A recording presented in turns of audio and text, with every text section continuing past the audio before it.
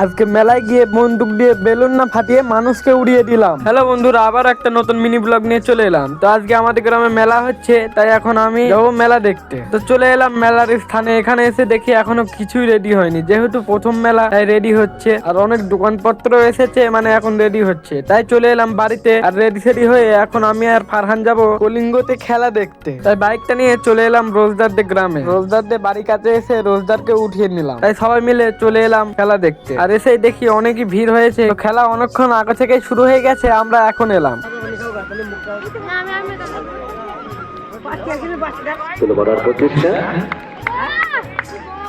তো খেলা দেখছিলাম আর বাদাম খাচ্ছিলাম। অনেকক্ষণ খেলা দেখার পর খেলা দেখতে দেখতে আর ভালো লাগছিল না, তাই চলে এলাম বাড়িতে। তারপর সন্ধ্যা হয়ে গেল, চলে এলাম মেলা আর সবার সাথে দেখা হয়ে গেল। আর চলে এলাম এই বেলুন ফাটানোর দোকানে। তো এখানে এসেই প্রথমে আমি বন্দুক দিয়ে বেলুন ফাটাতে গেলাম, কিন্তু ফাটলো না। তারপরে রোজদার প্রথমবারেই একটা বেলুন ফাটিয়ে ফেললো। তারপর সুরজকে দিলাম বেলুন ফাটাতে, কিন্তু সুরজও বেলুন ফাটাতে পারলো না। তারপর চলে এলাম স্টেজের কাছে। স্টেজের কাছে এসে দেখছি বাউল গান হচ্ছে। তো বাউল গান শুনতে ভালো লাগছিল না, আর প্রথম দিন মেলা বলে তেমন কোনো ভিড়ও নেই। তাই জিলাপি কিনে আমি আর রোজদার এখন যাচ্ছি বাড়িতে। তো দেখা হবে তোমাদের সাথে আমার পরের ভিডিওতে।